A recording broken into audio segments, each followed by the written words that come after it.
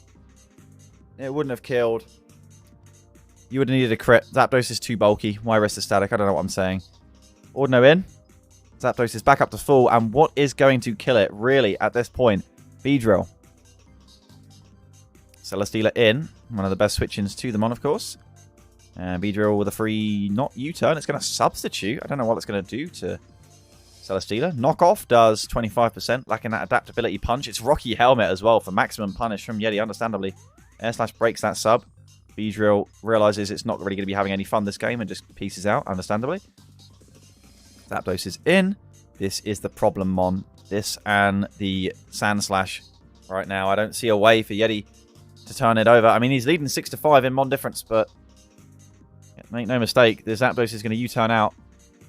And in comes the Alolan Ninetales. That hail is back up. Will it be an immediate Aurora Veil for the Glaceon? That's the thing. It's just a cool recovery. Like we got a mini Gliscor on our hands. Glaceon goes for the Wish. Sniper was trying to catch that Aurora Veil with a greedy Moonblast. Well, a Moonblast to punish the greed at least. Glaceon doesn't stay in. In fact, we see a pass to the Victini. He wants its HP back. But we know it struggles to know which move to click. It's a Zapdos that does come in. And it is a V-Create this time. Catches 61%. It's going to be able to kill the second V-Create as long as it doesn't get staticked. And it does get staticked again. I mean, granted, I don't think Sniper was going to stay in. I'm almost sure Vaporeon would have come in anyway. And that is the absolute horrors of trying to break this core. 2 statics in 3 turns. Very poor fortune for Yeti there. But so be it. Discharge picks up the kill on the Glaceon. And this is it now.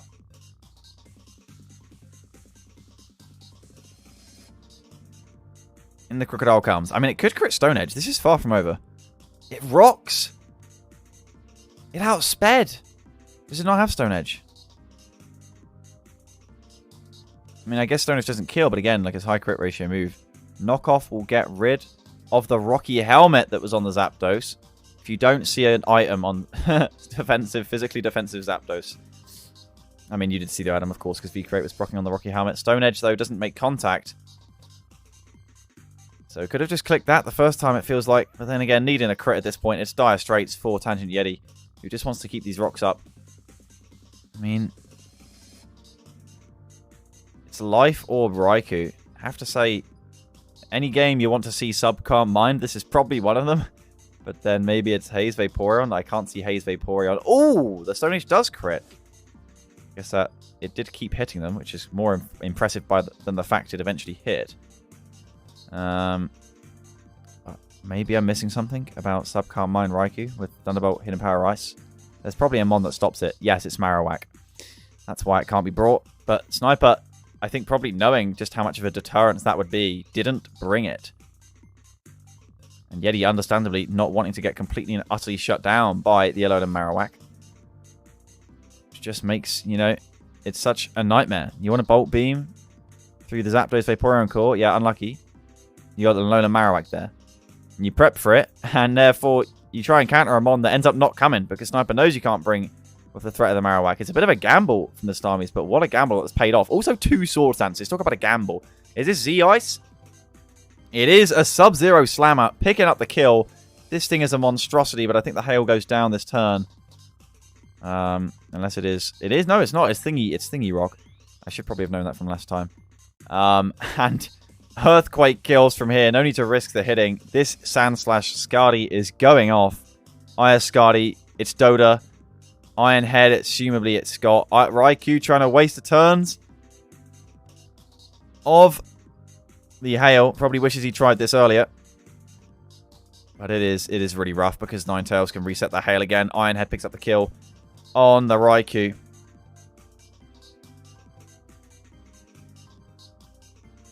And this has been a marquee Starmies performance. And Yeti was so close to the top 4, and he just gets kicked back down by the Starmies. This is like, welcome to Sparta. He's just fallen now. It's a 4-0 loss. That's rough. A mixed set of RNG from both sides. Could have been different to an extent, but you've got to respect the Zapdos power this game, and the Sand Slash really cleaning up, getting a lot of kills to its name. And so our last battle from the Mars Conference this week before we head over to the Smiles, it's the Leeds Litwicks, the People's Champion. Alias with the Tier 2. Perfectly in time. What is this? I'm still adjusting the overlay, so I'm just going to have to listen to Brian. Let me know, Brian, bro. What's this said? Tier 2, though. I appreciate that, Freddy. It's crikey, man. Ladies and gentlemen, welcome to the most epic Pokemon battle you've ever seen. Okay, what is it? On one side, we have Pikachu, the electric mouse that's as cute as a button. Which side is that? On the other side, we have Snorlax, the lazy, sleepy giant that's as big as a house. This is gonna be a battle for the ages. Will Pikachu shock Snorlax into submission? Or will Snorlax's overwhelming cuteness make Pikachu faint from adoration? Only time will tell, but one thing is for sure, this is gonna be a snore fest.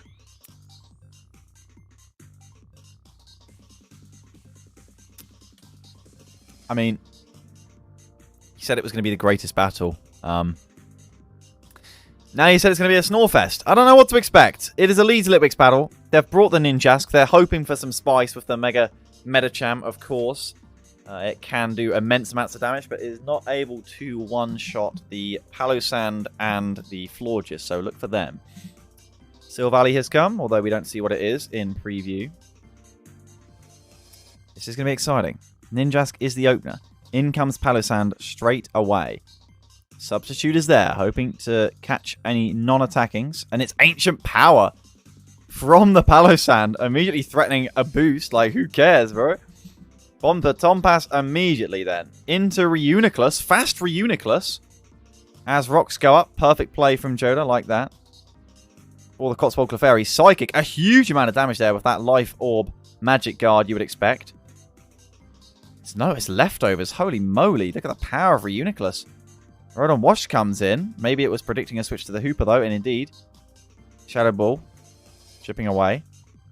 I guess it's just non-Spadef Palossand, which is understandable. It's definitely the answer to Medicham this game as the Hydro Pump misses. Poor luck for the Cotswold Clefairy right there. As Hoopa nowhere to be seen as the Rodon gets chonked. And this time it's going to be Shadow Ball again, you'd think. Indeed, but Hoopa can force a switch here. What a switch into what is the question. Will we see the Hydreigon come in? Steel-type Silvally. Still probably takes a load from this. Hyperspace Fury is still a kill. Crikey. I mean, it does actually outspeed if it's running the speed, because we see Life Orb on the Hoopa.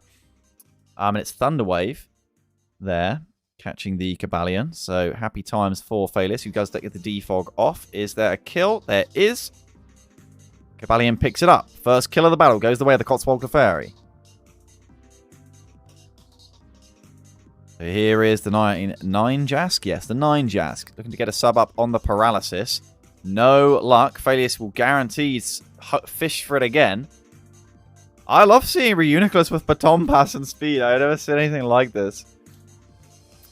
Phalis is praying for the Paralysis. He's not getting it at the moment.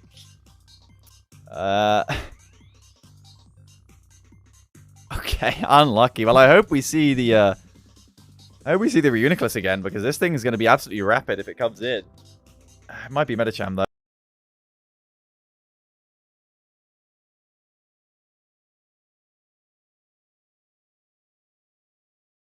It is Fake Out, a surprising choice, but maybe wanted to break any, like, Focus Sash.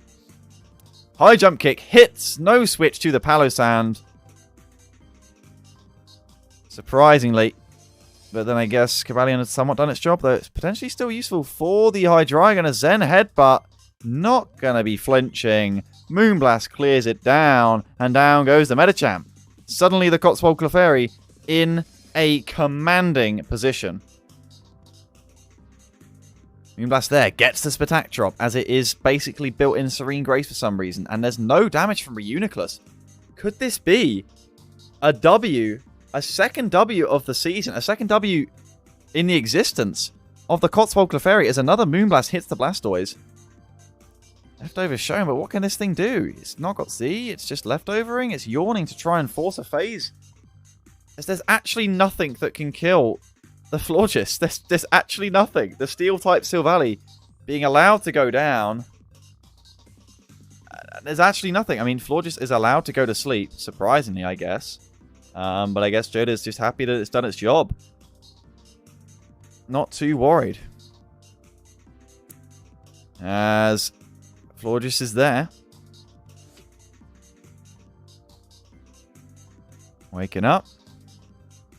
Protecting. That is a very short sleep for the Mega Florges, as Hydreigon U-turn, predicting a switch, and Joda just stays in. So Ninetales, Ninjask, stop. I'm done with the Ninetales. That was last battle. Florges is just walking through the Litwicks.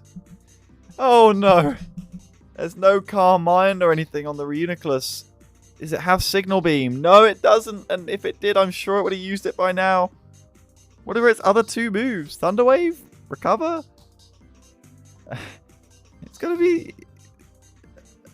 Carmine? Sub? What are its other two moves? Energy Ball? I don't know. Florges is in. This is the chance. Never mind, U-turn. Nothing can kill this unless it's going to start revealing Calm Mind now, which it definitely would have come in and done if it had already. Palossand in. For reasons. Shadow Ball. Totally predicted. And it's time to bring the Hoopa back in, no problemo. In it comes. Goodbye, Mr. Blob. Goodbye. Surprised at no switch to the Hydreigon. Maybe thought that that would be predicted. It was not. So in comes the Hydreigon. What is its move? It appears to be choiced. Florges is here. Is it U-turn for the win? It's Dark Pulse Flinch for the win. And 2 flinches are needed. Here comes 1. Needing another is Phalius.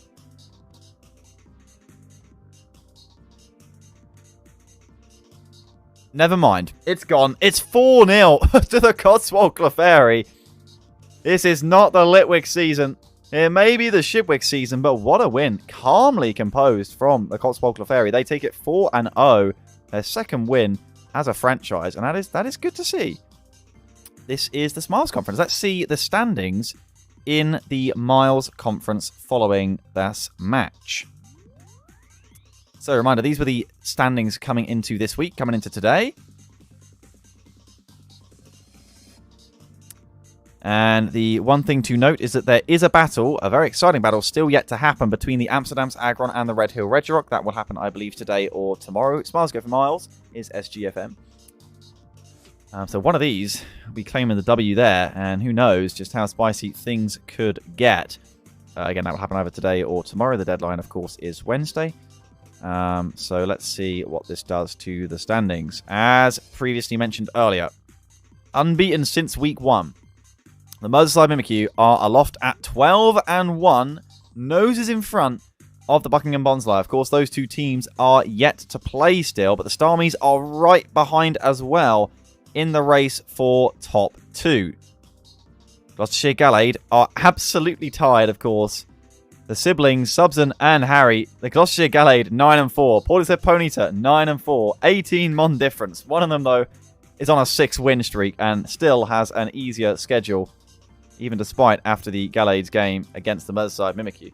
So the Nottingham Noivern are the ones who moved up quite commandingly into 6th spot with an 8-5, 19 mon difference. And we had Levi on the stream a few weeks ago. He was featured before Christmas, and he said, yeah, I'm confident I'm going to get playoffs. And, well, right now you can sort of see why. He's got a very healthy mon difference, as do the Lickilicky Mimes still, despite their loss to the Starmies. The Liverpool Litten remain inside the top 8, and they are still positive, are still double digits mon difference, which is very nice to see. The Yorkshire Yanma squeeze past the Super Hoopa, who are smiling not so much. It's more like Smile and Wave sort of descent when they wipe once again in their monologue race. Super Hoopa down in 10th feels weird after how they were 7-2 at one point, up in 3rd, 4th. Altarias, likewise, their confidence at the start of the season in the draft and the general season, they're in 11th. Still 6-7 though, very respectable record, and likewise could be 7-6, could be the Amsterdam Aggron, but equally we could see more teams join at 6-7 if the Red Hill Regirock are to win that game. So we see Tim in 14th. The only team at 4 and 9 are the Bradford Bulu following their win over the Fish Ponds SuperRods. And the Leeds Litwicks are down into 16th. A big win for Joda and the Cotswold Clefairy. They climb up a spot into 15th. Alright. Not Lisa. My bad. I have just realised. It literally says right here. Horizon. Right. So.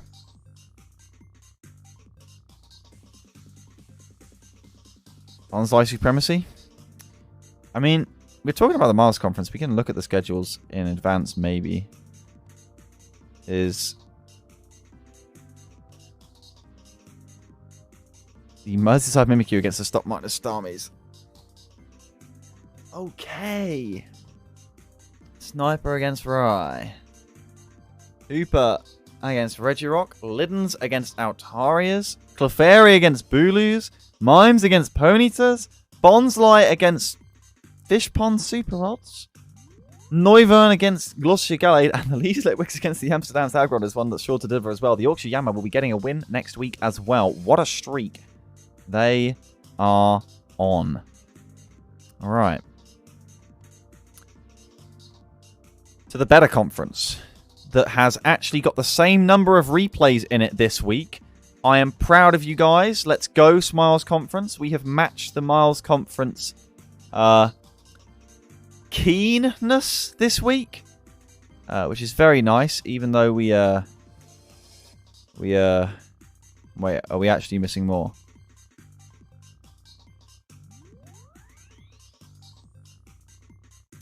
No.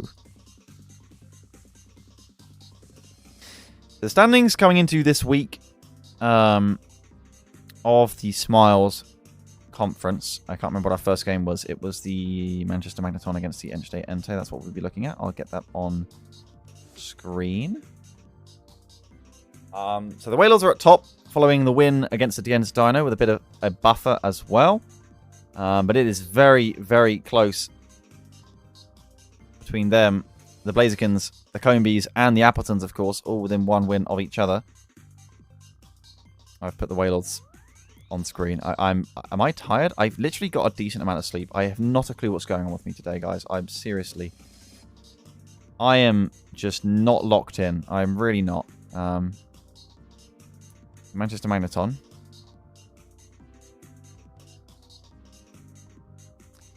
And they play the Entei. Okay. Here we go. Who is hyped for the Smiles Conference? I'm hyped for the Smiles Conference, John.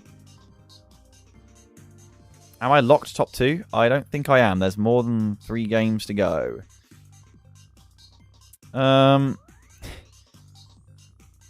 So, we are seeing the Ludicolo supremacy, but except it's not really proving to be all that much. An off-stream game that we missed, of course, after last week was the Tampa Turtwig taking the win over the Plymouth Pachirisu, which means we've got a very extended club here at 4 and 8. They're not too late to make a break for the playoffs, but it is going to have to be a huge surge from this week, probably starting this week. The Scunthorpe Scorbunny are the team in form that you don't really want to play right now. The 3-win streak, they've risen up from 2 and 7, and then this is where the Chad's club begins in the Smiles Conference. The Tipperary Torterras could have been as high as 4th or 5th. One game later, they're in 10th. The Miles Conference likes to talk about how close-knit they are, but they don't realise we are the exact same when it comes to this matter. 0 mon difference. Up to 4 from the Jersey Jolteons, who are positive this season, despite probably one of the most unlucky seasons in terms of RNG that we've seen any coaches really take. It's probably been equaled by ones that I'm forgetting from the past, but still. Boldore, following their critical win over the Berkshire Blossom, get themselves into playoffs with 8 mon difference in 8th. The Entei, that strong core, starting to find 4 despite a rocky form and start to the start of the season. What am I saying? Berkshire Blossom in 6th, and the Appletons really a sleeper pick, looking to try and grind up into that top 4, maybe even higher. Who knows? They look relatively safe for playoffs if they keep battling the way they have been. The Combees, 21 mon difference. The Deino 22, and the Belfast Blazikens, a change at the top. They moved up into the top 2 as the Ends Deino, for the first time in their history, lost 2 games on the bounce thanks to the Appletuns and the Wailords. Okay. Right. I've not got the wrong capture up. This battle was one that I have rather been looking forward to, as I have to say, I don't really know what to expect out of this battle, as it's been very quiet in Discord, so I haven't been given any giveaways that I often pick up from the Draft League chat. Why have I just... What am I doing? This is the inner battle of the Magneton. There we go. The Luxray has come to the party once again, which is very cool and fun. And you can see why. It's a huge threat to the Milotic and the Charizard. Likely Scarfed, got the Wild Charge, ability to one-shot the Charizard and do huge damage to the Milotic. Also has Ice Fang coverage to scare any switch-ins from the Flygon. Looks pretty cool to me.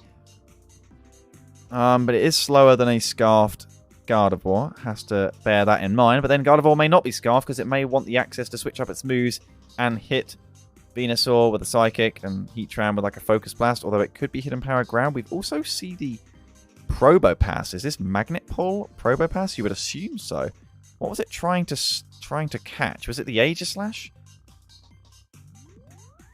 Or did the Aegislash get traded away? I actually can't remember. The Manchester Magneton. Can someone, like, let me know? What? Manchester Magneton do have Aegislash. Okay. So that's pretty cool that Nosepass had come to trap that. I don't know what it does to Aegislash and doesn't therefore fear Secret Sword, but I'm hyped to see Probopass. I love Probopass. I think it's cool. And of course, there's a normal Latios, Gligar. I don't know. The means to break through the core are there, but obviously Heatran is never fun for a Mega Charizard Y to deal with, but it does have access to Earthquake, and Heatran is going to be terrified of that. So let's see. Turn 1. It's the Venusaur opener looking to get that Mega off, and in comes the Flygon. Here is that Venusaur. You turn out. Is it going to get a free Sleep Powder off? The Milotic comes in. Could be sketchy. Who switches in Milotic onto a Venusaur? Well, you do if you're predicting a Hidden Power, potentially Ice Venusaur, which is really surprising, in fact. Ice Beam fishing for a freeze early on is Vinny? I do not know. The Leech Seed is there. Can't trap Aegislash anyway. Wait. Oh, my God. That's true. I guess Probopass is here as a somewhat safe Charizard switching, but it can't take a Flamethrower in the sun. Not two. Maybe it's the Gardevoir switching? I actually don't know. I haven't seen many sweet freezes this side of the season. That's true, but we also haven't had many weeks this side of the season. But maybe we've recovered from the Freeze Beam era. What's the new RNG era? Draco Meteor misses have been more common than I think they should be. Flygon in, looking to take the Wild Charge, and does so. We'll see Luxray likely switch out here, not just because it's slower, because it's probably choiced. In comes Gligar. Draco Meteor, a huge amount of damage from Levitating Larry there. Is that Specs Flygon? I think it might be. The Trapper is here. And it does take that quite happily. And indeed, I think it is Specs Flygon. In comes the Milotic. Rocks are put up by Mr. Trapper. There is no mixedness from Flygon. Luxray in. Will this time be predicted? Is there going to be an Ice Fang? Is it predict? Do you predict? Do you not? Flygon comes in. It is the prediction. Vinlet, tempting fate. Down goes the Flygon. Nice play from Cat. And in comes the Kabutops. Does it look to Rapid Spin? Does it look to set rocks? It is the Rapid Spin. Got to get that Charizard Y in safely. Thick Fat in is the Grand Gal Gardevoir. Can't imagine this Venusaur is going to stay in, though. Indeed, it's not. There's the Psyshock. It's nicely managed from Cat. This form encore of sorts with the Latios and Luxray. Rapid spin, getting rid of some hazards. Volt switch, doing significant damage to the Kabutops. Proccing the weakness policy. Holy moly. And it has gonna set some Stealth Rocks. Okay. Surprised at no big chonk attack to get it into range of the Charizard, honestly. But maybe rocks are of huge value. I feel like rocks aren't huge value, though. This game, they're helpful, as all games, but surprising. Focus Blast, taken quite well. Predicting a switch to the Heatran, of course. As God of War comes in, traces the Levitate.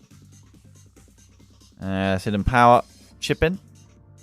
Hidden Power Rock, I would imagine, looking at that. As Probopass is in, is there a prediction? Again, Hidden Power hits the Probopass, but what Hidden Power is that? Is that actually Hidden Power fighting? If it was Hidden Power ground, I feel like it would have done a lot more. Power Gem is there, minimal damage. What is this? Is it actually Hidden Power fighting? Surely it's Hidden Power ground, but it's not. It would have done way more. That's actually HP ground. Probopass is an absolute baller. Gardevoir hits like a wet flannel. Right. Leech Seed there. Why was there no rocks? A good question. Both are 4 times effective. You know what? You're right. I don't know why I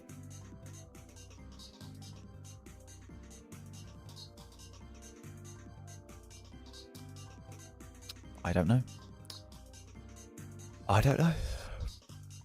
Absol lives the Wild Charge. Will we see a Sucker Punch or will we see a switch out? It's a switch to the Mega Venusaur. What does that fear? Maybe some Psycho Cut action. Night Slash crits. Oh. Oh. Oh. Oh. Oh. Oh. Oh. Psycho Cut. Crits again? This thing doesn't get Sniper. It does get Super Luck, though. We're seeing some Super Luck jazz. It's just that Crit Psycho Cut still does under 50%. And it's gone. Right. Mega Venusaur Gaming. Kill down. Do you predict the switch this time? The Latios comes in again. Charizard going for the Flamethrower this time. And of course, Latios is gone. Alright. Luxray. Milotic on the switch. Looking to try and chip it with Recoil. And that's a one-shot. Not that that makes any difference to the crit. Because you just would have seen another Wild Charge, I guess. The Sun may stay up for a turn longer, though, I guess. If anything, a fortunate crit for the Magneton. As a switch forced to the Heatran. Do we see a prediction? We do see a prediction, but it was a prediction to the Mega Venusaur. Predicting the prediction of the Hidden Power ground. Tough turn there for Jaspy, but the Heatran was full HP. It was always a little bit more expendable. As the rocks do go up, but in comes the Charizard. Focus Blast misses. I don't believe it kills anyway. Magma Storm is a fair bit of damage, but it can be roosted off. The only issue is, of course, that the sun is now gone. And... oh. I believe... Gardevoir still out of range. Cat probably wants to switch out. Doesn't. Can Gardevoir... I mean, Venusaur's too high HP. It just takes the Psyshock. There's no way it cares. Wild Charge there. It's going to be a 1-0, barring a crit Psyshock. If crit Psyshock kills the Venusaur, being the other thing to mention. There we go.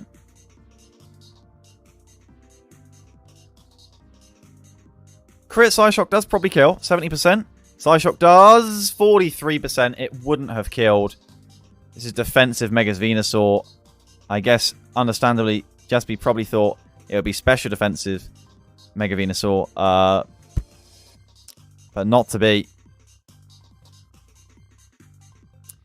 Mega Venusaur is very easy to deal with. Watch me lose to it this week. 1-0 for the Vs Entei. Hello, Deploy. How are you doing? That was a good game. You're right, Bastions. We got the Tipperary Torterras.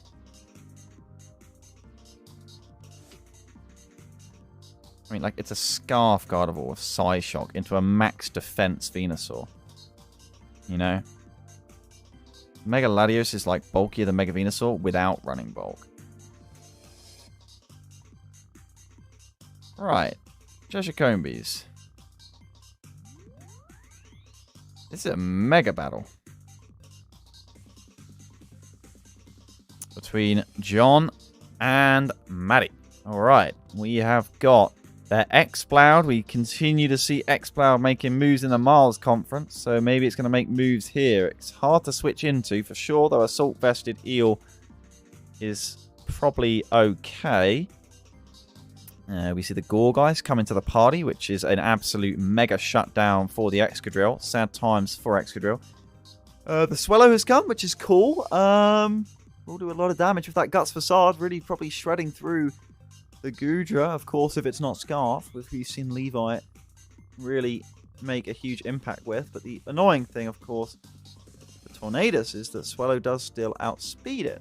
So I like the Guts Facade impact this game, especially considering that Brave Bird also threatens the Gorgeist.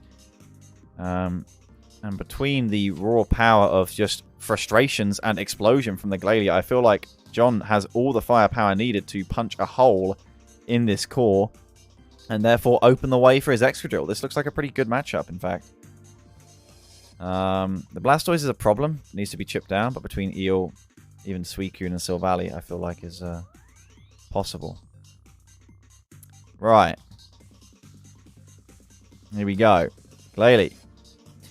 In on the X-Ploud. Doesn't need to explode straight away to take out the threat. We see a switch to Rock-type Silvally, who takes over half from the Specs Boom Burst. Sets up the Sand, which is super cool, because now it will live one. Okay, but this is too early for the Sand setting, you'd think. That X-Ploud is a huge threat. You probably do just click Explosion. Parting Shot is blocked by...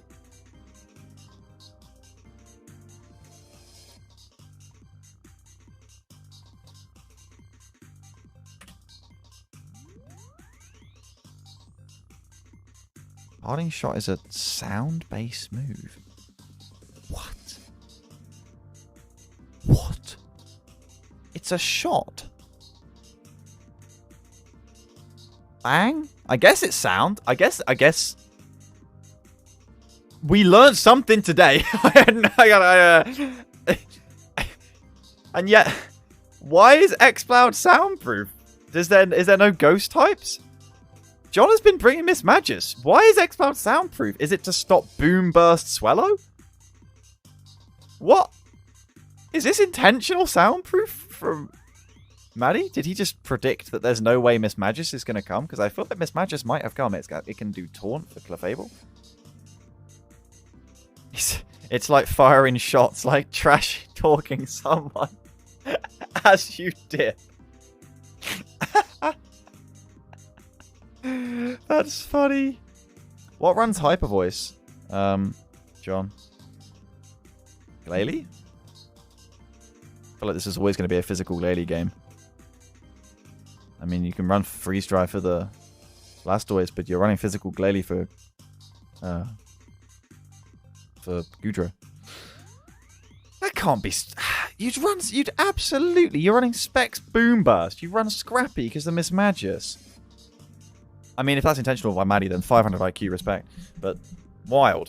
Okay, well, that's a bit of a disaster. But in comes the Excadrill looking to try and force the issue immediately, but it's too soon because the Gorgeist is still here. It's Sword Dances, though, which is very cool. Is it Lumberry? Is it Substitute? Lumberry is frisked, in fact. So Iron Head is a huge threat now. It's just that you have to do the job inside this one... Oh, inside this one Sand set. And Gorgeist is so bulky. Gets the Leech Seed off. Has the Rocky Helmet. Glalie in, predicting a Protect. But it's not Protect. We just see Seed Bomb. And it was non-long Sand as well. Understandably so, I guess, then. Glalie comes in, has the Freeze Dry, picks it up the kill. Trying to punish any switch to the Blastoise. What's going to come in? It's Tornadus looking to force the switch with the threat of superpower, and that is a threat. It's going to be a free U-turn unless Maddie wants to not get too risky with the predictions. And indeed not. He does feel comfortable and just goes straight for the superpower. Do we see a quick U-turn? No, we just see a knockoff instead. Wanted to get rid of these Suicune leftovers. Score does not burn. No salvation for the Tipperary Torterras. This battle really just got off on the wrong foot for them. I feel like the Tipperary Torterras could have been slapping this battle. If not for this really poor start. Not expecting the X-Cloud lead. I mean, to be fair, that's not an obvious one. Here is the Gallade. Protect, hoping for an explosion. And it's light screen. Right. Why didn't the Gallade light screen in front of the X-Cloud? Is my question now. Freeze Drive, 51%. That's a lot of damage. That must be special Gallade then. Not invested physically, but then again, it's already revealed 2 of its moves, so understandably. You were checking for Scarf on X-Cloud? Scarf, does it outspeed? Does it, as in, does it one-shot with Fire Blast? Scarfed? Fire Blast? What are the chance of it being Scarf and Fire Blast and hitting? Like, is that not a risk worth... I mean, it's easy to say in hindsight. It probably isn't a risk worth taking, but... Why would it be Scarfed X-Cloud? Does Scarfed X-Cloud... Does it outspeed Swallow? It's a speed type. Exactly. Big damage. Through the light screen. It's Coil Eel. Oh dear. Poor Eel. Excadrill there to pick up the kill finally on this X-Cloud. Yo, what's up, Court? Tim fan club? Yeah, it was a good battle from Tim. Boomburst was a high roll on Eel. That's a shame. I assume you're max defense, a max special defense, and that's Specs Boomburst. Oh. There is the Roost.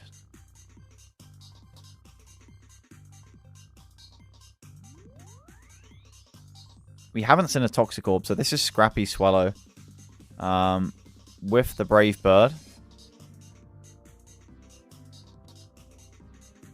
It was at this point I realized I forgot Defog. I mean, it's a bit unfortunate for Gallade, but other than that, I guess it's not a huge deal, but that's, yeah.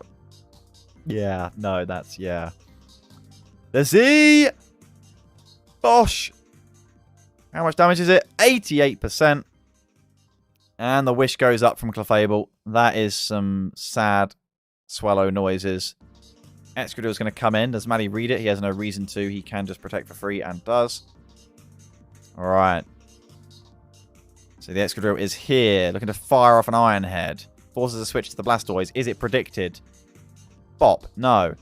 Blastoise has not got leftovers. Are we going to see some juice because it's a Mega Evolution?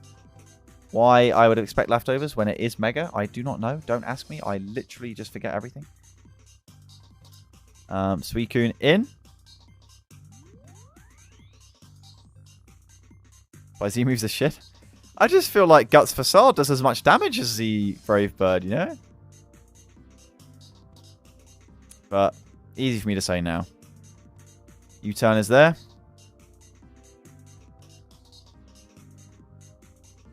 Suicune is in. Can it live? 2 Scalds. No, it can't. It's got no leftovers left. Tornadus knocking them off makes a big difference. Reflect goes up. Both screens actually being ran by John on different mons. Okay.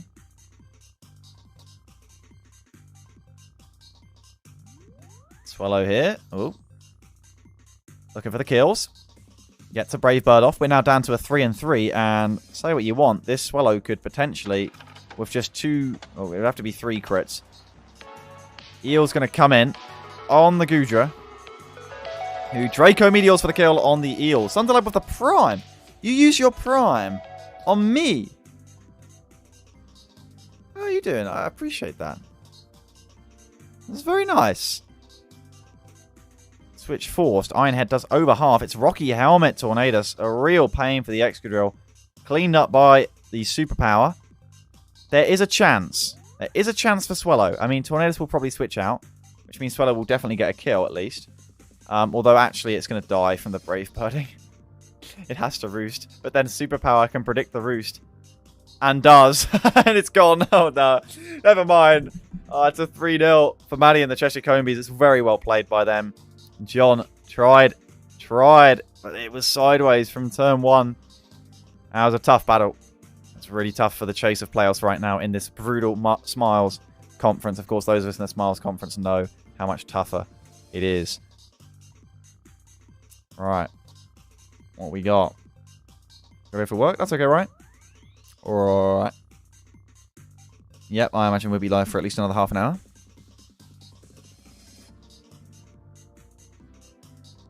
Any primers, S-Jam? Thanks, Chris. If I request a song, can it be from YouTube? I mean, Substance was, but... I too got some requests scammed. No, that's not true, Deploy. I actually made sure after the stream I went back and I refunded it.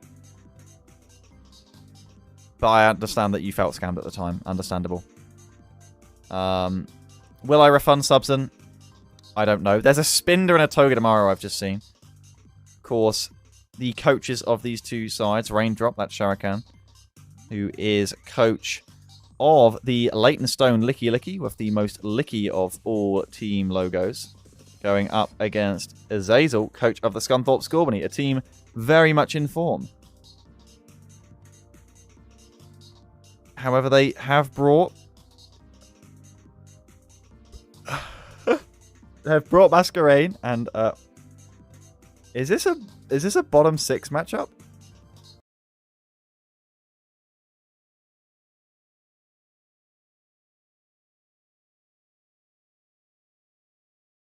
Raindrop and Azazel, very good friends. Yeah, this is bottom 6 from the Scunthorpe Scorbunny. As well as from the Leighton Stone Lickilicky. Okay. And cool with the Prime. Thank you. My goodness, people do the Primes are about. Wow. I mean, I don't even feel bad about that. You're not having to spend your own money. This is just, why not use it? Take Twitch's money. That sounds good to me. Thank you. All right. So this is a bottom 6 matchup, which means the lowest tiered mons that these teams brought going up against each other. We got the major threat during this matchup, therefore, are the things like Crobat and Araquanid, and Dragouge and Empoleon. Also Moltres, though, has come to the party. Okay. Right.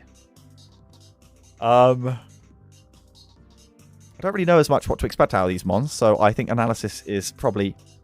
May as well just throw it to the wind. It's a Crustle Opener. Probably looking to set some hazards. We might see a Sticky Web. A White Herb. Never mind. That's Shell Smash. Hydro Pump. Nearly killing. As... What? Oh.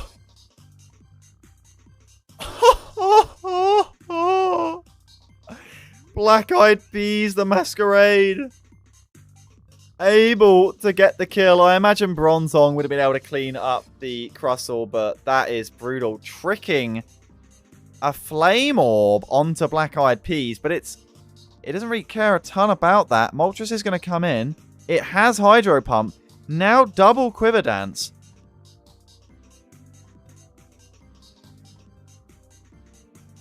It's gone. It's not even Stab Hydro Pump, and Moltres has just been one shot. Masquerain has never put in this much work and will never put in this much work again. Hidden Power Ground? What? Azazel making the most of knowing which 6 mons were going to come. And Hidden Power Ground is going to take a 3rd kill. This Masquerain should be dead. This is such poor luck from the Leighton Stone Lickilickies, who have also themselves been incredibly unlucky this season. Energy Ball breaking the sash of the Palossand, of course, because it... Why didn't it stay in the first time? After Trick. After it got the Focus Sash. Why didn't it stay in if it had Stone Edge? I felt bad for you, Raindrop. I don't even feel bad now. Why would you... I still feel kind of bad. No one deserves to be done like that by a Masquerain. Nuzzle from the Togedemaru. Poor agility. Oh, Lumberry. Hold up. Earthquake? Baton Pass? Dragouge? That's not got a Lumberry though, has it? No, it hasn't. No. Surely not. No, it doesn't. Right, well, now this is just a Dragouge that has a chance to not move. Iron Head and Nuzzle. A horrendously horrible combination. I've never seen Finger 11 look so viable. I mean, of course, we saw Scarf Togedemaru do work last week as well. Focus Blast hits, but it takes it. And it tanks it. Togedemaru, put it on your threat list. Put it in the tier lists. It's claimed another soul here. As the Leighton Stone Lickilicky just aren't having a fun time. Crunch will kill the Togedemaru. But there's no way Floatzel can turn this around now. Araquanid is in. Crunch. Return. And down the Kip will be going. The Scunthorpe Scorbunny win streak continues. They from 2-7. They are now 6-7. What a run of form for Azazel. Helped out remarkably, it has to be said, by a Stone Edge miss in this case. Okay. So, Scribonia, of course, is Profiterole. Profiterole D. The Plymouth Pachirisu, one of the cutest logos around, going up against the Belfast Blazikens, currently second in the conference. They won't want it to be slipping up whatsoever. So here they come. Couch is a good mod. Poor Subson, man. Iron B, my beloved. What is this song that you want? Pokemon Scarlet and Violet, Cassiope. I don't want to put shit Scarlet and Violet music on.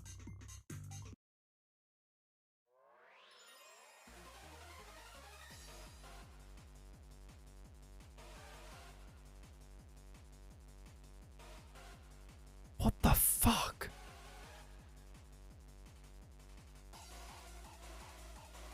What the fuck have they done to their soundtracks? What is this? Okay, turn 1. Zeraora to Palossand. Palossand? Primarina. It is Grassnot predicting the switch to Domfan. Does it predict again? Is it choice? These are the questions we have to ask ourselves. Grassnot very happily taken. Life Orb revealed. Doubling down on the Grassnot. Respect to Profiterole there. But Roserade, the safer switch as always. Leaf Storm taken by the Metagross as in comes Domfan this time. Metagross, no rock set. Simply bullet punches. Very surprising play.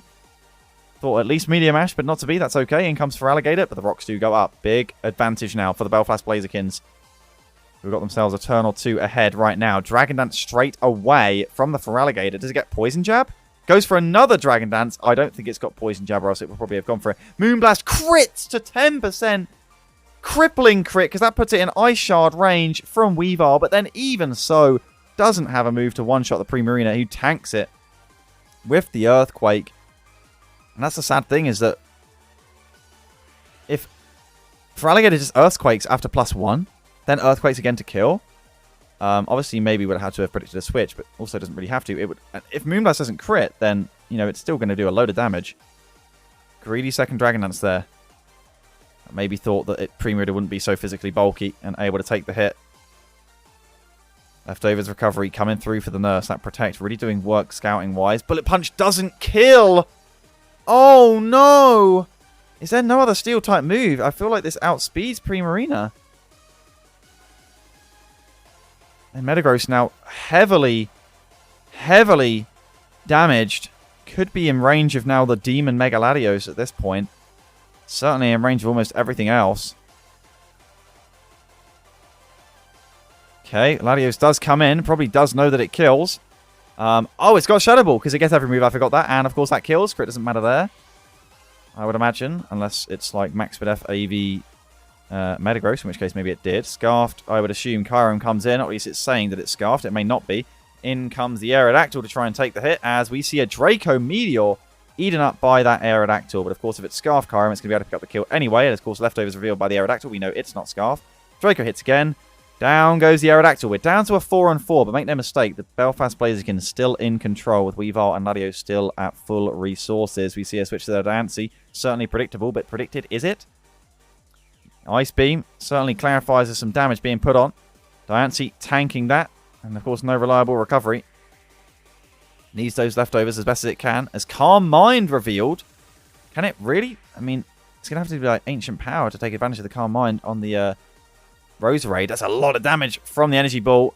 How much damage? Oh, Diamond Storm misses. Oh, no. I mean, that was some critical chip. Just missed out on there. As Energy Ball again. Why? Crocodile. Diancie just had to be let go. I mean, it was dire straits already for the Plymouth Pachirisu, but it might be over at this point. Energy Ball outspeeding its Scarfed Roserade. As, imagine that Diamond Storm hit. Oh, no. That's so unfortunate with Diamond Storm being a 5% chance to miss. Man. The crit mattered. Oh, it was Assault Vested Crocodile. Well, that's huge then, because what if Metagross, being Assault Vest, lives, get off Ice Punch over Latios, and instead if Diamond Storm hits the Roserade, then these things are suddenly now killable with Scarf Kyurem. Do you lose the battle, in fact, if not for the crit and the Diamond Storm miss? Donphan's still full HP. And then there's still Grass Knot. I mean, is it Scarf Weavile? I mean, at this point, Zeraora will be low enough for Ice Shard, so... this would have been insanely close. I don't know who would have won. You got a feel for Flo there. She's been really put out of a brutally close battle. Crikey. Well, takes a hit from Kyurem. I mean, if it's special with Draco Meteor, but I don't know the spread on Kyurem. We don't even know what its moves are, right? Also, if it's Scarf Crook, which we never know what Crook was. But probably not Scarf, right? It's already Scarf Kyurem. Kyurem, Ice Beam, playing for the win, needing the freeze. Doesn't find it. Can Ice types even be frozen? I don't know. Down it goes. And it's a 3-0 win for the Belfast Blazikens. Wait, in perfect timing with the song? Holy moly, that was perfect. All right.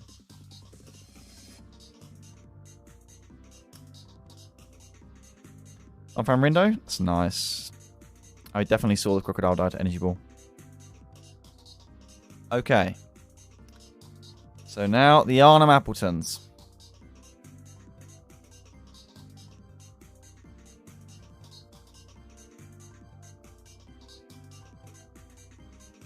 And the Tampa Turtwig. Double green. Look at that Turtwig's logo. Holy moly. It's big.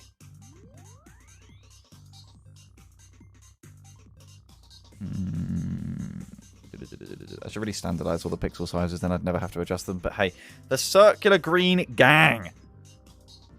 And there's a lot of offense, as always, coming out of this Tampa Turtwig side. You got the Sticky Web Galvantula to back up the Landorus, Volcarona, Mega Diancie, and Keldeo. And then it's just a Koala sat there like, hey, I wish and U-turn, because my team needs it. And you got to respect a Koala that's willing to give itself up for the team like that. But then... And you look across and see this absolutely uber insane stacked star-studded Arnhem Appletons team with Mega Scizor, Tornadus, Terrakion, Hydreigon, Slowbro, and Arcanine. All Mons, which, you know, that's just viable in OU, like straight up. Well, then I guess you could say the same for like 5/6 of an extent for the Tampa Turtwig side. So you know what? Fair enough. I just can never get over how I just don't understand how the Appletons got this draft. It's insane. Can they lose battles? I mean, they can. They've been losing battles this season. It's kind of crazy. Well, there's no switching to Hurricane or Z Hurricane, frankly. Diancie doesn't really want to be that switching, but it will be. But the issue is that Tornadus just outspeeds Mega Diancie anyway and can just kill with like Grass Knot or Flash Cannon. Probably runs Flash Cannon actually, that's way easier. Can the Tampa Turtwig win this battle against this one Mon, Tornadus Eye? I'm not convinced they can. I'm genuinely not convinced they can. Is this Scarf Galvantula? Because it needs to be Scarf Galvantula, and it needs to Volt Switch all battle long. You lost one battle since you figured out your team. I mean, your team's kind of insane, Bastions. You only fear Scarf Galvantula in this matchup. I mean, Quiver-Dance Volcarona, of course, as always, is a threat, but it's going to struggle to break through Arcanine, which probably has Hidden Power Rock as a check. I don't know. This looks very difficult. We see the Sizzle getting its Mega off straight away. Diancie will stay in. We've seen it run Protect a lot this season, so that might be why. Indeed it is. We see Sizzle immediately going for the U-turn, predicting that switch. Does it predict again? Well, Landorus is going to come in. We see a Bullet Punch this time in case of Hidden Power Fire. We don't. Ashton's willing to risk the Hidden Power Fire, probably knowing he takes one. Of course, no Mystical Fire for Mega Diancie until Gen 8. As Galvantula comes in on the Slowbro. This is a big, aggressive switch from Luke. I mean, frankly, I doubt it is Scarf. It's probably just going to want to set webs. Oh, it's Z. Z Bug. The Hydreigon is gone. That's a nice little play. Galvantula proving to be that threat. As in comes this Tornadus. What's it going to be? Do we see any acrobatics? Indeed. It's physical. Gotta love the raw power of Stab Acrobatics. I ran it a number of times myself on both versions of Tornadus. And Kamala can't take that, and even if it could always go for probably Superpower. So, does this thing get Iron Head then? Is that going to be its coverage for the Diancie? Because it's definitely going to be able to outspeed and kill it. It's Iron Tail, and it hits! Critically gets the 75% chance. Luke probably either unaware of it or willing to risk that small chance. As we see Defiant, of course, why not bring the Defiant Tornadus to counter the Landorus? And it's Rock Polish Landorus. Crikey! Alpha from Luke, knowing that he would scare out the Tornadus with the threat of the Scarf, but Scald is going to... Oh, it burns! I mean, the crit is, in fairness, the only thing that puts Slowbro into range, but that's wild. And here is Galvantula, looking for that big thunder. It misses!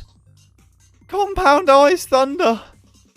Oh, man, that's so unlucky. 91% accurate as well. And it misses. Dear, oh dear. Poor Luke, this battle. He was already had a rough matchup, but it's just been made impossible. Tornadus cleans up. This is 5-0.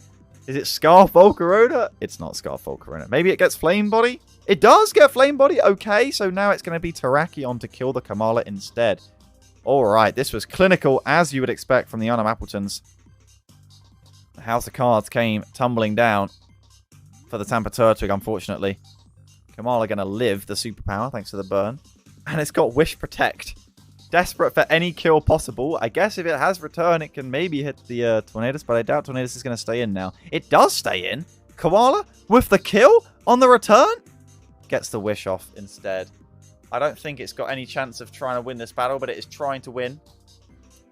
Return this turn. But Terrakion is in now. And it's going to be 5-0 instead of 4-0.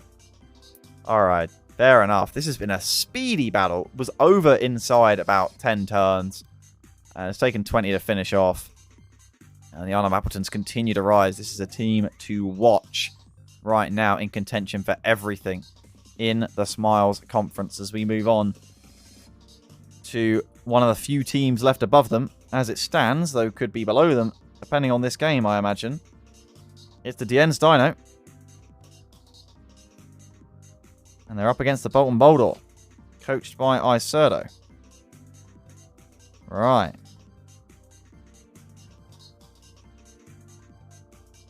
I want to check Discord in case Techo's messaged me or something, because they are not going to want to miss the feature match.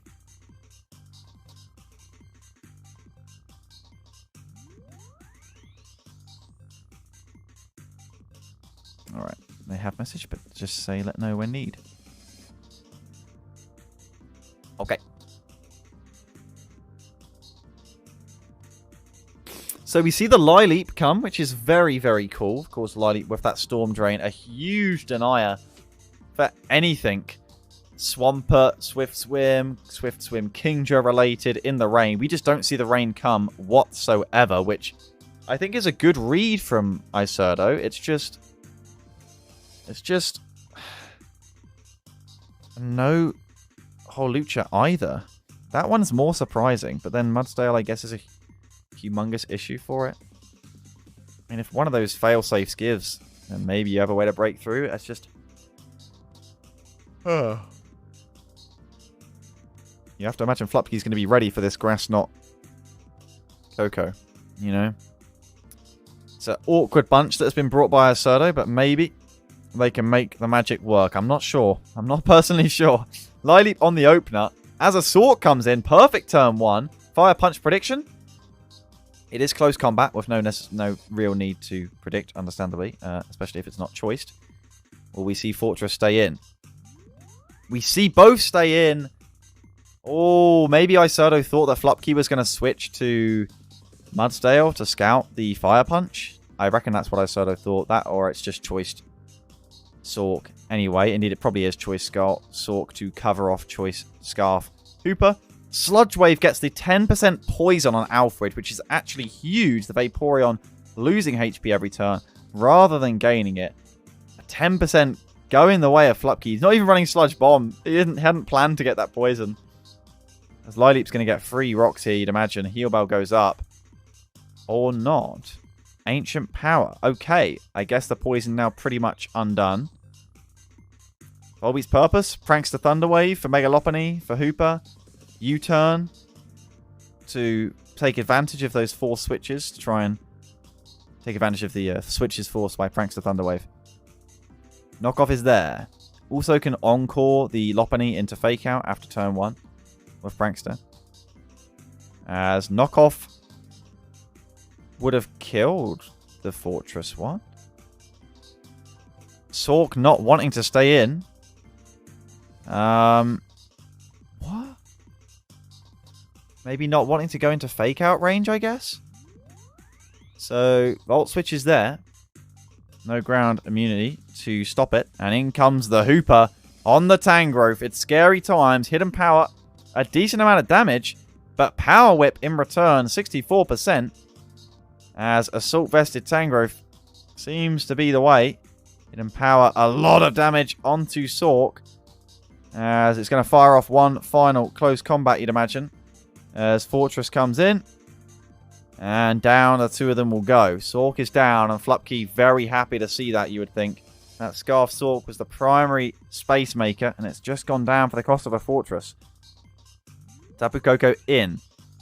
And it's Mudsdale. Perfect read. U-turn is there. Mudsdale probably looking to set rocks or punish with the Earthquake immediately. In comes the Tangrowth. As rocks do go up. Volbeat far less happy. Thought Volbeat would probably be the switch here to maybe threaten an Encore and maybe get a free U-turn, whereas Tangrowth really can't do much. Or it can crit with Power Whip and knock off the Eviolite of the Lileep.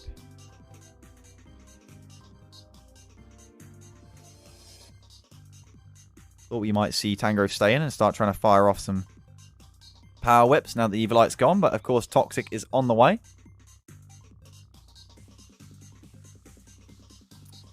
As Vaporeon maybe predicting a switch to Gengar. Indeed. Nice from Isurdo, except the Vaporeon doesn't take much advantage of that double. So Hoopa's just going to come in. Do we see a Scald? We don't. It's a Heal Bell just for simply the poison on the Tangrowth. Like, on the Ditto, sorry. Like, is that... Knockoff is a lot of damage, but Vaporeon is a very good mixed wall. Scald does not burn. Energy Ball, it's into range, it crits. Does the crit matter? I do not know. It depended on the spread. Because I think it's special Hoopa, I'm inclined to believe that it didn't matter. A perfect bait lane there by Flupkey. And it was Sash Hoopa. Lopunny comes in. Going to be able to force the switch immediately, and it's Volbeat that comes in to take the Fake Out. This is tense times. Really tense times. That Gengar is absolutely pivotal. We see a Roost from the Volbeat. No U-turn, no T-Wave, no Encore. It's T-Wave this time, but the Lileep will not care whatsoever as it Ancient Powers the Volbeat. Important chip. The Volbeat will U-turn out. What do we see come in? It's a Tangrowth looking to try and finish off with a Power Whip. But we will see a Toxic predicting the switch. Oh, we probably did. That's a big paralysis. Power Whip gets the kill on the Lileep. Neck and neck here between the Dense Dino and the Bolton Boulder. But the Gengar still full health and able to force switches. Sludge Wave gets the kill. Tangrowth is down. That's huge. I feel like unless it's Scarf Coco, then Coco was probably the sack there. In comes Gengar. Lopunny, is it predicted? It is not. And Flupkey with a huge read. Has he got it in the bag off of that? Because Volbeat is going to go down as well. Frustration picks it up. This has to be Scarfed Coco then. There's no reason why it would be saved otherwise. Wait, no, Ditto's going to come in. But it has to predict again. Gengar's going to come in. But then I guess it has Scrappy this. Quick attack? What? But you're Scarfed, aren't you? What? Huh? A jump kick could have won? Nah, it can't kill Mudsdale. No way.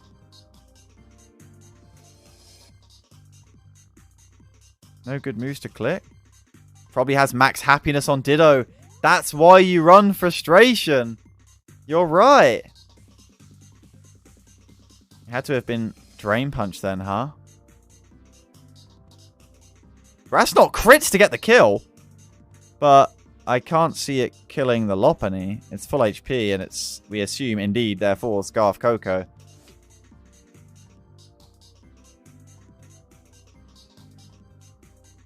Protect.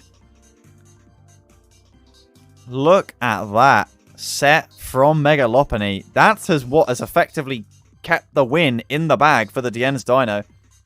Not running a fighting type move because there's no need for it. Knowing the Ditto is likely to come.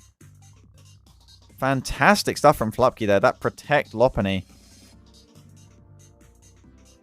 Unconventional, but making it work for the 1-0 win. Critically important battle in the race for top 2 and playoffs for both parties involved. Which leaves us the one remaining battle that we have done for the Smiles Conference. It's the featured match. It is the featured match. I will find the replay for it because it is me in battle with the Scotland Samurott, coached by Techo, who will be joining us and talking us through that replay from their perspective and how they did what they did. Okay. What I need to do is let you listen to our lovely different music. Rainbow Road? Sure. Rainbow Road, why not? Wait, why is it cursed?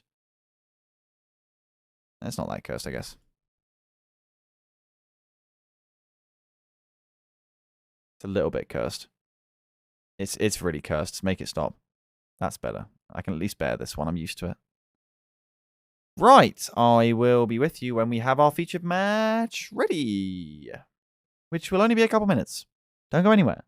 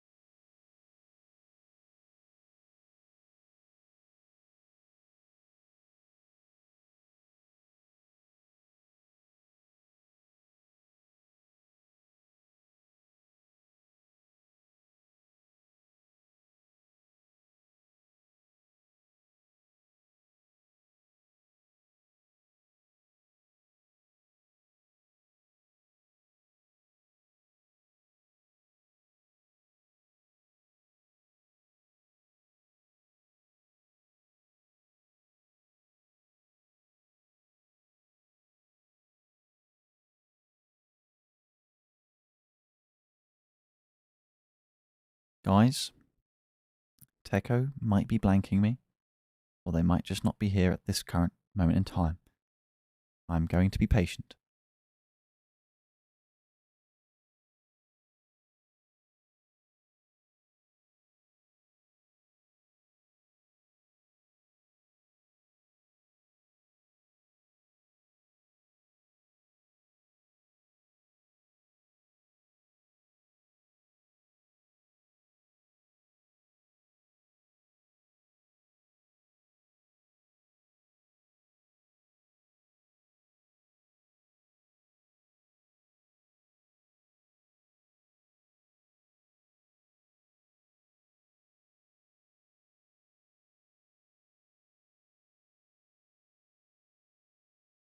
I am not watching the Merseyside Mimikyu against the Gloucestershire Gallade again, as that was a violation, and I would need to do another 18 plus content disclaimer.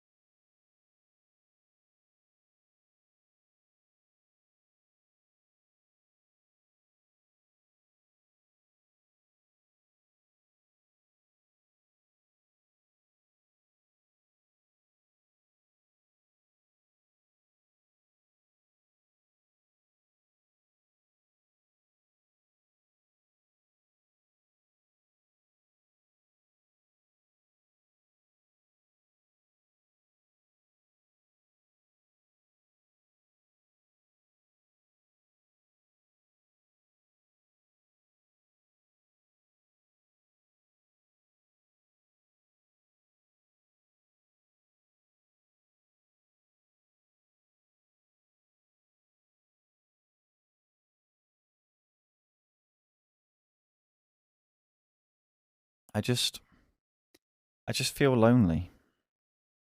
Maybe I should like just pretend to be Techo. But they're gonna want to be here for this replay. I don't think anyone's seen it, even if we did forget to privatize it.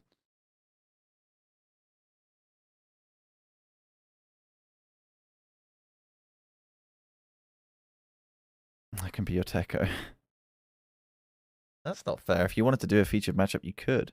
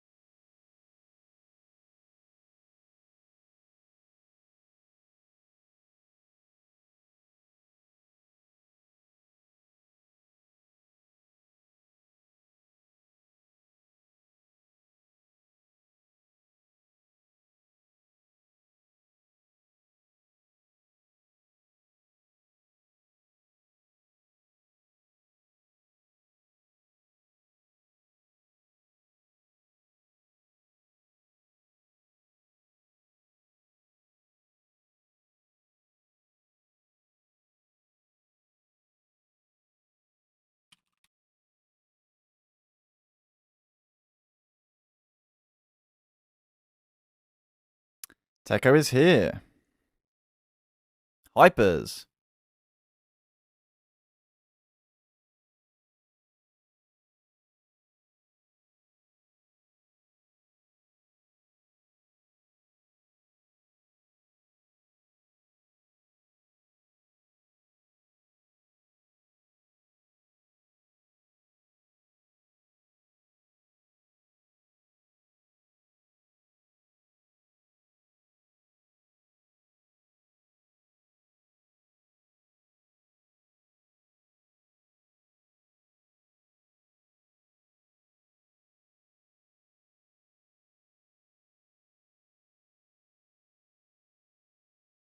Okie dokie.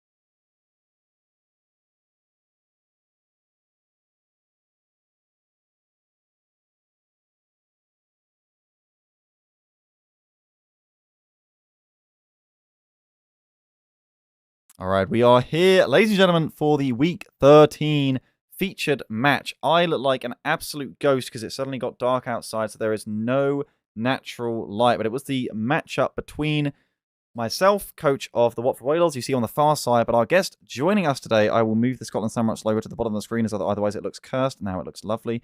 It is, of course, Techo. Techo, how are you doing? Talk to me about the prep and setup for this game. Hello everybody.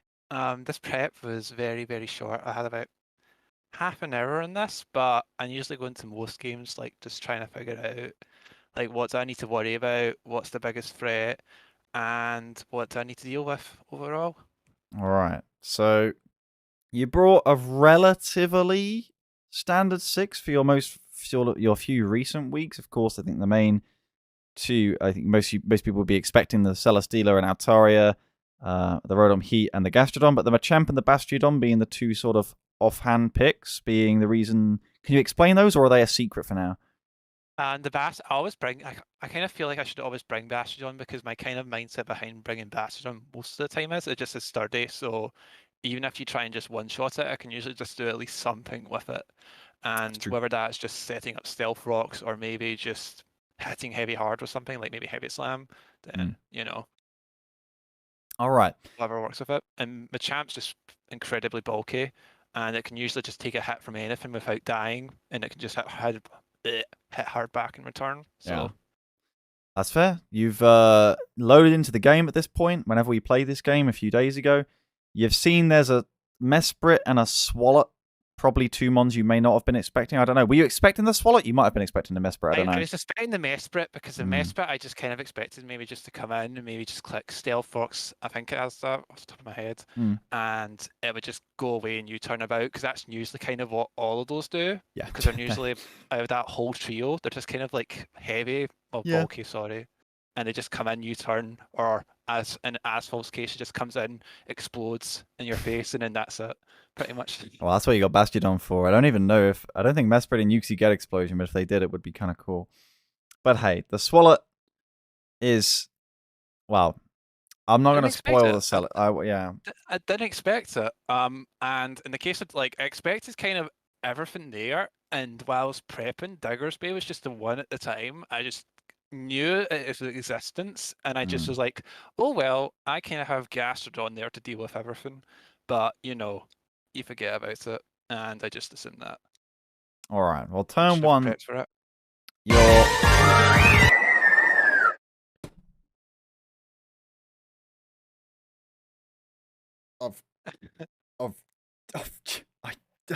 You okay?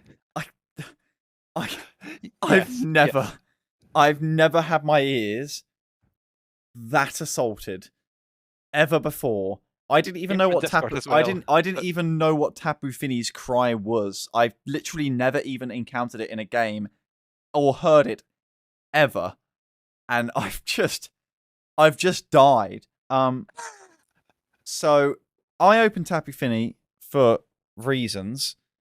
Why did you open Tapu Finney? I just felt like when I was doing it that there was nothing that I could really bring in, because as soon as I saw what there was, I kind of looked at all my weaknesses compared to yours, and I just felt like regardless of what I brought in, it was just gonna die. Maybe Rotom Heat. It was Rotom Heat or Gastrodon. I was pretty sure I was in between, or I was gonna go for Bastiodon. But I just thought Bastiodon was so obvious that it was pointless just to bring it in, because that's why I thought you maybe bring in something that's weak against it. I was happy to bring. I didn't want to give you any free rocks, so I opened up Finney, which this game had Taunt and Defog.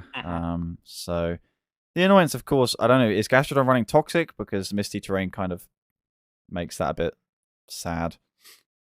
Yeah.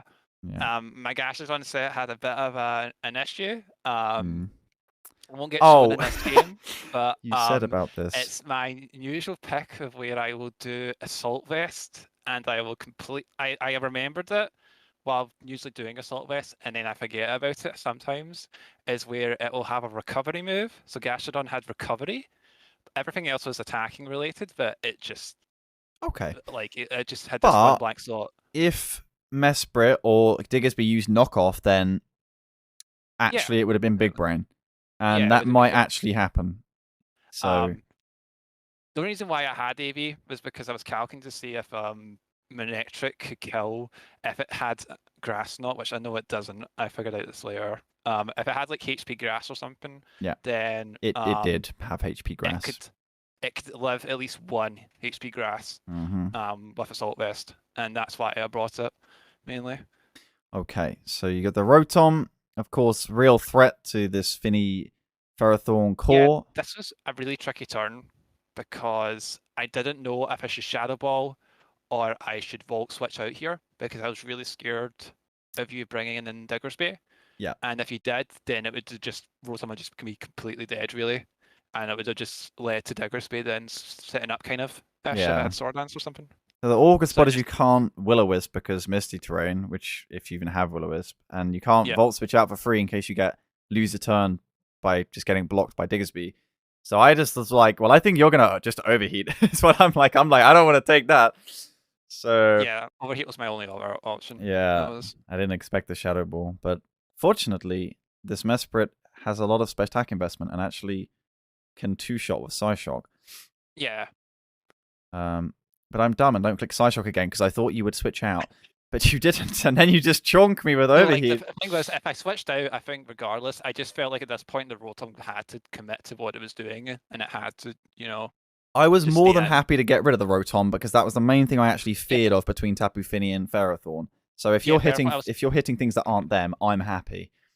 Yeah, Ferrothorn was the biggest thing for it, but it never came in, obviously, so. Well, you turn out over predicting because I thought you'd go Celesteela or something. So the Diggersby does come in, and then Diggersby. You do the overheat. The Diggersby just reminds me of Stoutland, I think, really, a lot of the time. Stoutland. Yes. Yeah. Because it just hits hard and it can have quite a good bulk as well. Unless you just hit its weaknesses, it just doesn't die to a lot of things. This is true. I didn't know whether you'd go Bastiodon, obviously. It can't really outspeed, so you'd then be like dancing around. No. I was kind of just constantly expecting Celesteela, but then Celesteela just really is not like the thing. I brought in Gastrodon because I thought Gastrodon would be good here because it can usually take a hit regardless of what its investment is because it's just bulky enough. Yeah.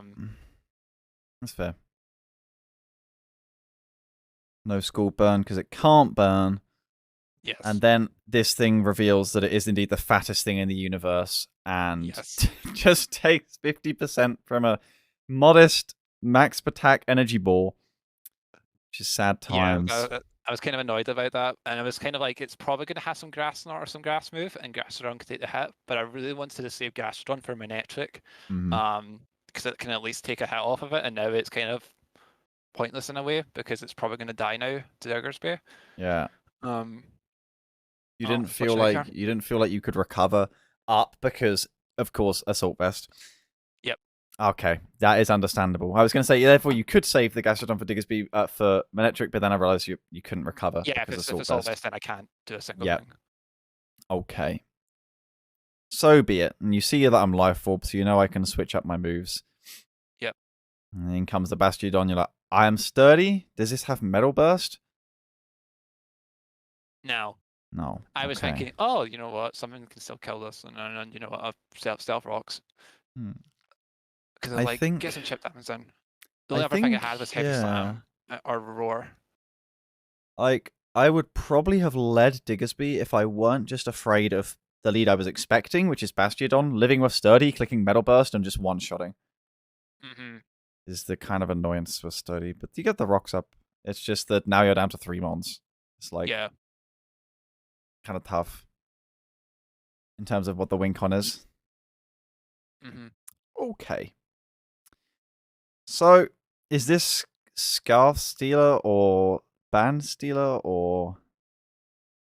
Off the top of my head, this is I think this is just normal Stealer, as in it was lefties, and it was just heavily special defense investment because I have a problem, I think, a lot of the time when I'm prepping, and I just tunnel vision on a few specific mons without looking at the whole team. For example, I watched, obviously some games on stream with you, and a lot of the time it was always just Manectric. And I feel like if you're not constantly watching the opponent that you're coming up against, and you don't know how they play, then you're not going to focus on other mons. You're just going to focus on that star mon that's like the one that they're always using at the end. For example, for me, it's Celesteela or Altaria, so people will obviously just go more towards them if they were focused on them. But that's true. That's fair. That's what it is. This has got like the Earthquake to return for the Manectric then. Like I think that's what it was, off the top of my head at least. It was Earthquake, Heavy Slam, Rock Slide, and Super Power. Well, I think you probably learned something that also I learned only the week of prepping, is that apparently Diggersby gets Wild Charge, so I'm able to do this much damage to a Celesteela. Was like surprised because it's a ground type, honestly. I don't understand how that works, but it's cool. And it also means you don't get a Beast Boost. Which I guess would have been probably too low to live, I think, from here. That's Assault Vest as well, so it's Assault Vest Celesteela. Maybe it would have made a difference then if you're +1 special defense. Alright, so now it's pretty much Altaria to win. Alright. The Dragon Dance, are you packing Fire Blast is the question. For Altaria, I actually had Facade on it. For one. Respect. If it ever got burnt. I love people who run Facade, but Facade, when there's a misty terrain, it does not match up with me. Yeah. I always forget about that trio. I hate terrains, man. I hate them so much. They're such stupid annoyance things that make you forget weather and stuff.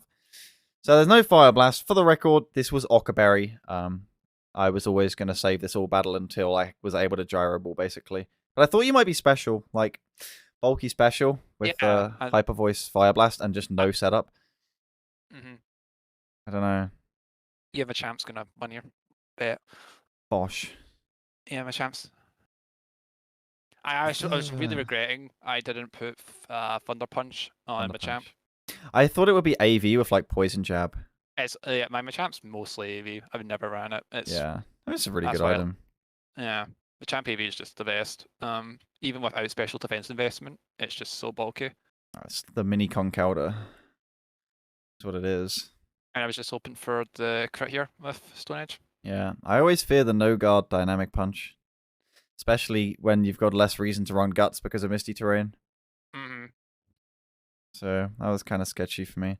I mean, you switched into Manectric. I did. I mean, to be fair, if you crit there, Manectric probably does die, but I was playing for Mon difference. Weren't you quicker? Was Tabafeni thingy quicker? I thought you had Bullet Punch, is why, sorry. Oh, right. Okay. And I was like, well, it's going to be Bullet Punch. I was confused there originally why you switched out. I thought you were just I thought it's AV Bullet Punch, and I was like, well, if it's Bullet Punch, I can safely ensure a Mon difference, so I will. Yeah. And then if that actually crit, then I would have been like, oh crap, I deserved that. So yeah. I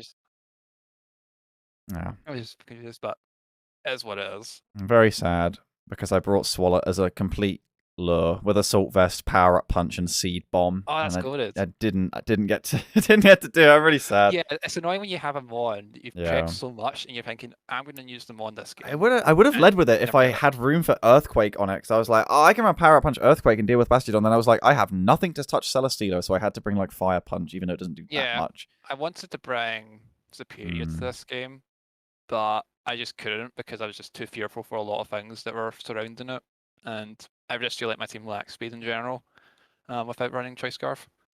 That's fair. No, I think it's the AV on Gastrodon with Recover definitely hurt. For me, I was nervous about the matchup a little bit, but I was definitely confident in the fact that I definitely had a good Celesteela and Altaria answer. Once I got rid of the Rotom, I was like, this is in the bag.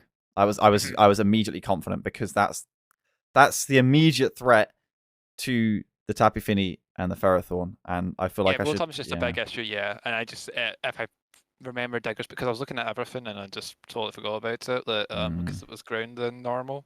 Yeah. That Rotom just sucks with that now. I should bring a Scarf Celesteela find Choice Scarf to everything now because I seem to think that people get worried about Choice Scarf Celesteela. Yeah. Nobody seems to get worried about it. Because we talked about this in the sense that like I bring in Manectric on the Celesteela to clear up, and I was like, well, there's no way you're bringing Scarf Celesteela against a Mega Manectric, so it don't matter. I'm just gonna bring it. I'm just gonna bring it now all the time. I thought it would be. I was just so ready for physical defense Celesteela as one of the best switch-ins to Diggersby possible.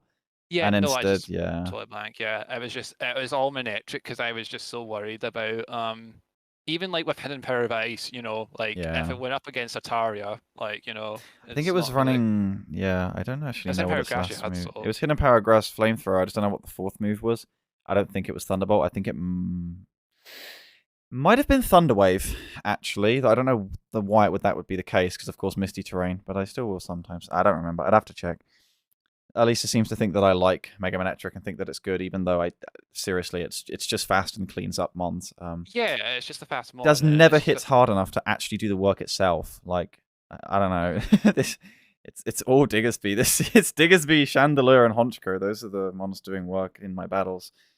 But Manectric looks like it does a lot of work because it looks like it picks up kills for the mod leaderboard, and then clearly it works as a bait because then you over prep for it, so it creates pockets for other mons. It's funny because it's like Manectric gets overheat as well, doesn't it? Right? Yes, it does. Yeah, and it's just like I think it's overheat's a really cool move. I just think the fact that it has 90% accuracy is one of the most annoying things ever. Yeah, no, I missed that week 1 actually. It was not fun.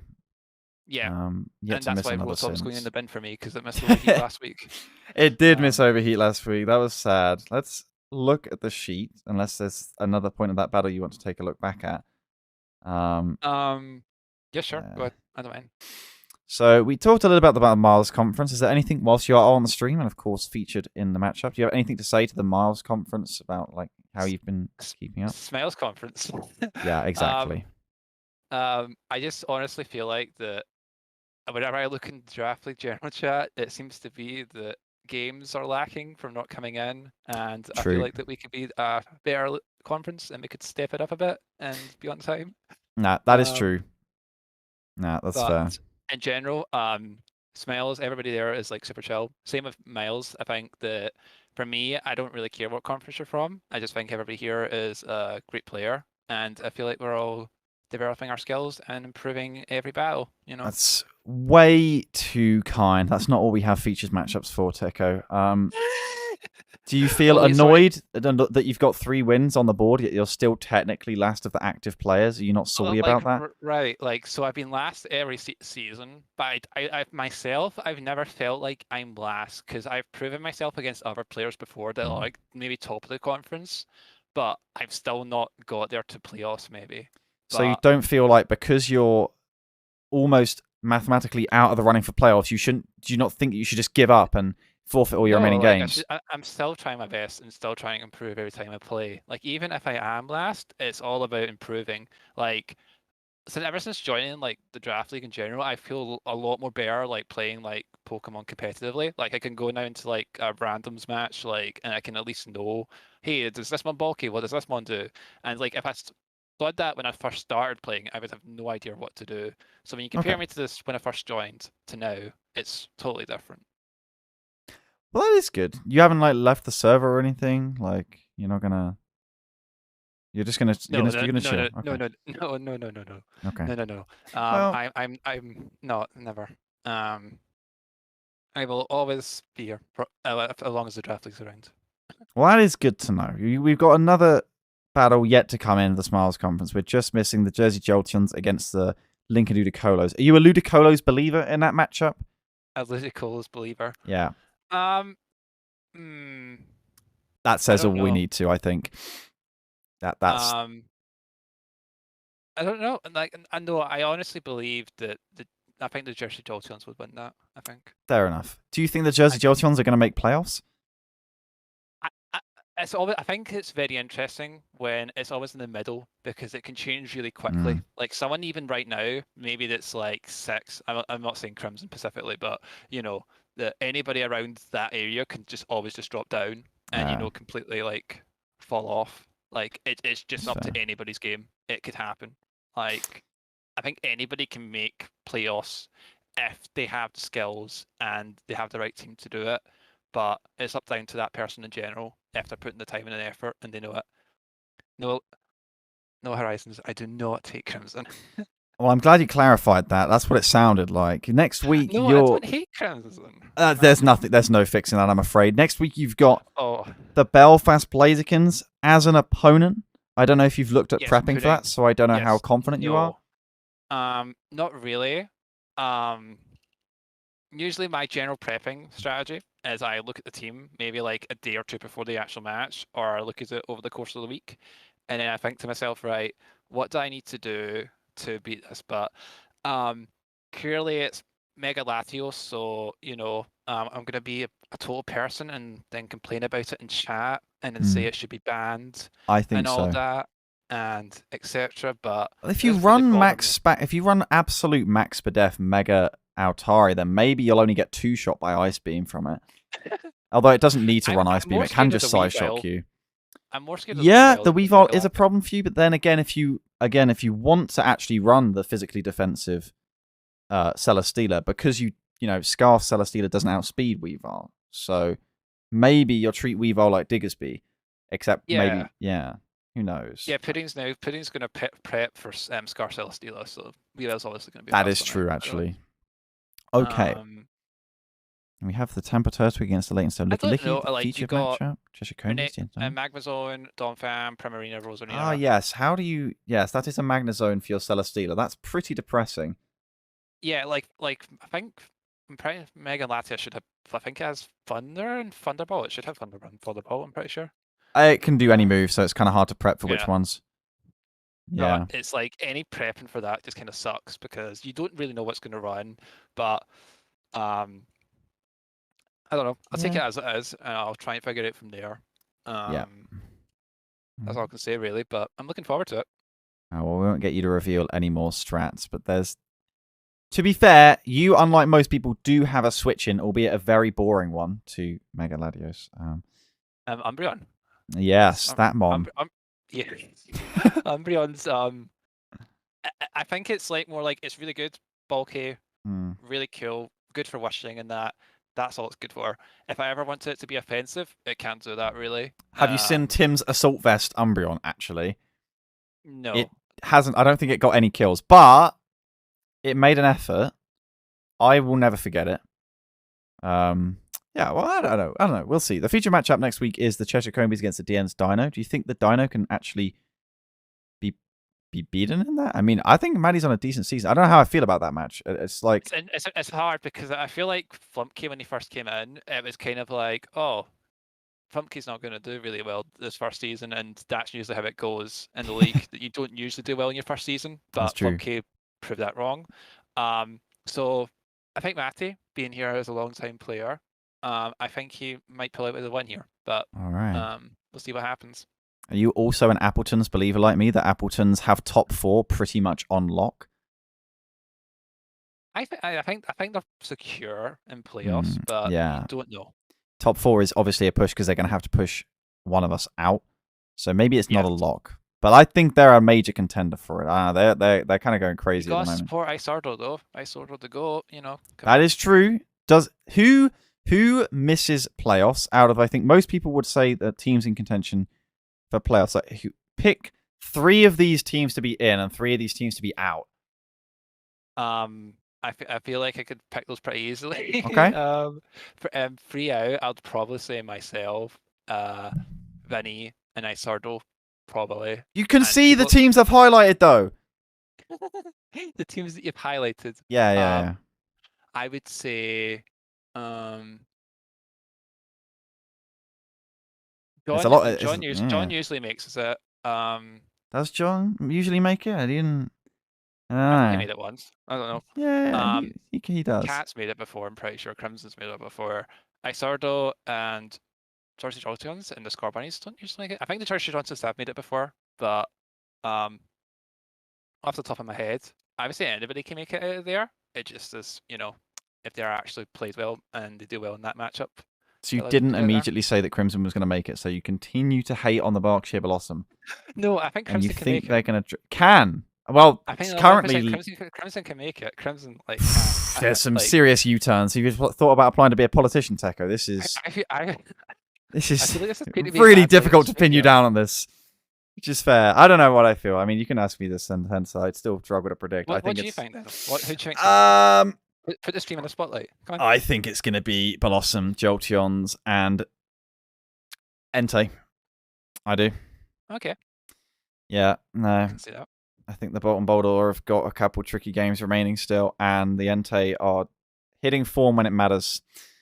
And I don't like the fact that I've got to play them this week. So that's my 3. I feel sorry for John and Isoto, but that's how it is. You want to leak any prep strats on stream? No. There's only a few ways my draft can deal with Mega Venusaur, so I don't want to open those up too much. But we'll see whether they work. And we'll see how that one goes. But that's fine. We're looking forward to the remainder of League Play, and of course into the playoffs here in Season 9. We can look at the leaderboard. I guess that's what we've got left to look at on our lovely stream. Oh, there's of course on Monday. I should apologize. You're going to ask what's your predictions for Miles? Oh, I've already predicted Miles, I think, last week. I think Miles is as is. I think there will be no change in the top 8. There may be movement, but I think these are the teams that will make it. It's probably a quite lukewarm prediction, but Icy is very hot on form. The Altarias, I think, have shot themselves in the foot too many times. And the Hoopa are just not clutching it. And they're not clutching it in the monologue, and they're not clutching it right now. It's sad times for Nelson, but I hope not for it. I would like to see Nelson make it. It's just, it was a shame because it would push one of them out. Yeah, it's pretty boring predictions for Miles, I think. But it's a pretty boring conference, so it's difficult to make that sound interesting. And yes, RIP the SuperRods. Yep. Rest in peace, the SuperRods. I do agree. I thought this was the week they might scrape the first win, but they've not beat the Bulus. They've not beaten the Clefairy. I mean, have they yet to play the Litwicks? Because the Clefairy just dumpstered the Litwicks. Maybe we should check that. I don't know. I don't know if the Litwicks have played the SuperRods. Draft admin. Horizon. Let's see. The Litwicks have final week they're playing. They're playing final week. Holy moly. Now that is drama. All right. I'm ready for it. We got Kartana, top of the leaderboard. Still no nickname from Gudra. Manetrix still pretending to be good. Tornadus climbing higher and higher and higher and higher and higher and higher and higher. This thing is still tier 3, and you can still run the Hurricane on it. It's very, very fun. Mega Venusaur continues to climb. Mega Latios is up there as well. I'm still trying to, as mine's the Celesteela. Yeah, it's sinking. The Celesteela's got more kills. Yeah, Celesteela's got more kills now. Despite the sandbagging, nothing Rai can do is stopping Mega Latios rising towards the top 20. As I'm looking for the Samurotts. Any more matches today? Sadly not. As we're looking forward to the monologue later in about just 2 hours. Celesteela. Where are you? Mega Altarias there, 11 and 10. Maybe, I must have missed Mega it. Altaria now, but Celesteela has got the most kills. I can't. Let me just look for Samurott. Aha. Mega Altaria is first. Then Celesteela 10 and 10. In fact, Altaria has 11 kills. You don't know the facts, Techo, about your team. On the Smiles conference, it says 13. On the Smiles side, it says 13 and 12. That's times news. I'm dumb. Oh, I'm dead. You know what? I'm dead. It's over. Not a problem at all. Have you got any mons at the bottom in the club? Oh, my champ's looking a little sad. That's sad because he kind of just gives his HP to trade with the opponent. Probably Gothortail. Gothortail probably. Oh no, it's probably Superior Gothortail. Yeah. Well, they haven't been brought many times. In fairness, I could sort it by times used and see which mons haven't basically been brought. But then I guess ones that have come after the trade window. Not so much. If only I had a name for the Tailwind Moltres of the Leightonstone Lickilicky, but Celesteela is really pulling away with this. It's hard to top right now. It has got a perfect record, which is unfortunate, but that's okay. All right. Indeed. Well, I think that's everything I can think of. If you've got anything to add or anything you've noticed I've forgotten for week 13. No? That's my knowledge. Thank you for doing our amazing draft stream. No, it was literally 20 minutes of unplanned pre-show. So I thank you for thanking me for that somehow. In a sense, in terms of buys, it's the Yorkshire Yanma who get their bye week this coming week. And the Manchester Magneton get a win on the board as well. So anyone new, join !Discord. But for now, what I would say is don't even do anything. Just leave the stream open because we will be live again in 2 hours with the monotype race between 6 teams, black 2 and white 2. They'll be live in 2 hours. Just leave the tab open.